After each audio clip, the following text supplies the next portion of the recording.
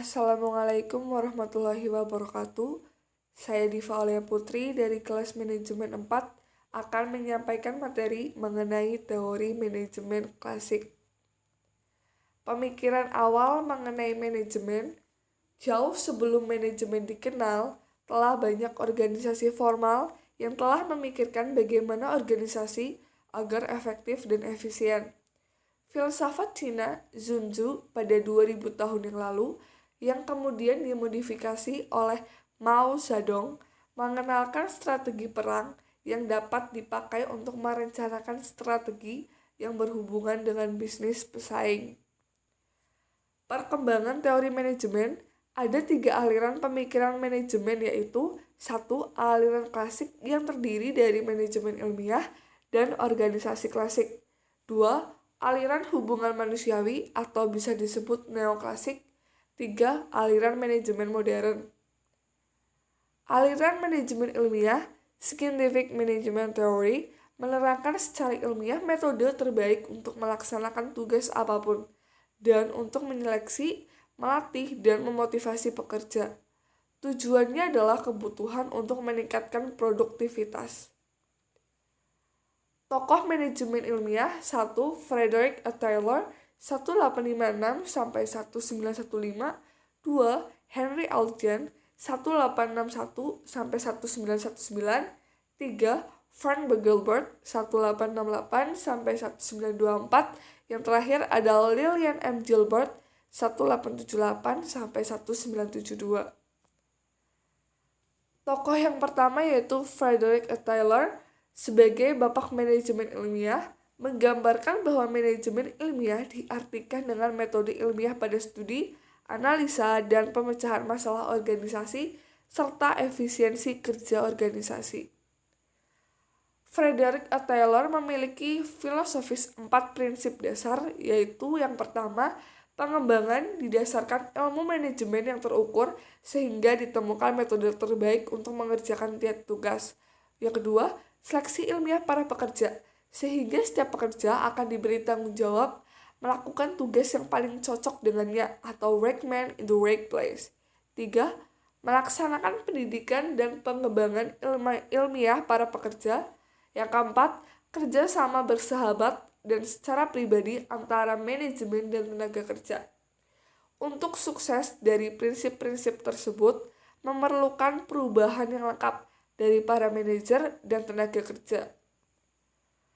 Tokoh yang kedua yaitu Henry Allen, tidak menggunakan sistem insentif, bentuk pendidikan dan pelatihan ala Taylor, tetapi memperkenalkan sistem bonus, memberikan motivasi kepada karyawan yang mampu menyelesaikan tugas yang dibebankan melalui insentif atau bonus, mencatat kemajuan pekerja dan dilakukan secara terbuka, serta dicatat pada bagian balok individual atau bagian Gantt atau Gantt chart. 4 gagasan Jen dalam manajemen. 1. Kerjasama yang saling menguntungkan antara tenaga kerja dan pimpinan. 2. Seleksi ilmiah tenaga kerja atau karyawan. 3. Sistem insentif untuk merangsang produktivitas karyawan dan organisasi. 4. Penggunaan instruksi-instruksi kerja yang terperinci.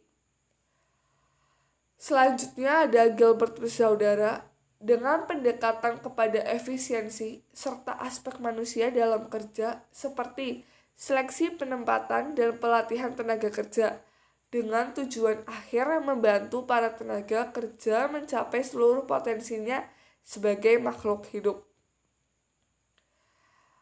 Silographs and chronosylographs mempelajari kelelahan dan gerakan serta memfokuskan pada berbagai cara untuk mendorong kesejahteraan pekerja. Perhatian manajemen terhadap pekerja, terutama dalam mencari gerakan yang paling ekonomis, sehingga dapat meningkatkan moral pekerja. Kontribusi manajemen ilmiah. 1.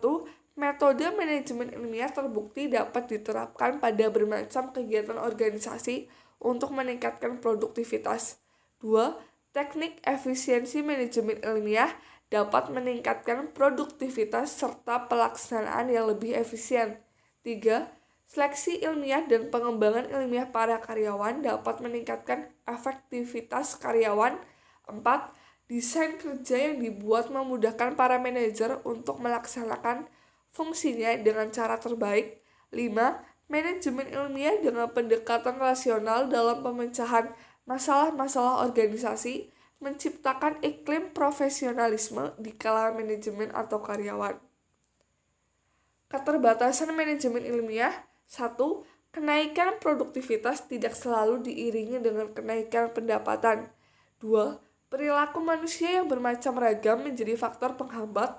3. Pendekatan rasional hanya memuaskan kebutuhan ekonomis dan fisik, tidak memuaskan kebutuhan sosial karyawan. 4. Manajemen ilmiah cenderung mengabaikan keinginan manusia untuk kepuasan kerja. Tujuan akhir dari manajemen ilmiah adalah membantu para pekerja mencapai potensial penuh sebagai manusia. Namun, manajemen ilmiah juga memiliki kelemahan, yaitu 1. Mengabaikan dimensi perbedaan kemampuan, identitas tugas, kepentingan tugas, otonomi, dan umpan balik. 2. Pekerja semata komponen produksi serupa dengan mesin, diukur dengan stopwatch. Sekian dari saya. Terima kasih. Wassalamualaikum warahmatullahi wabarakatuh.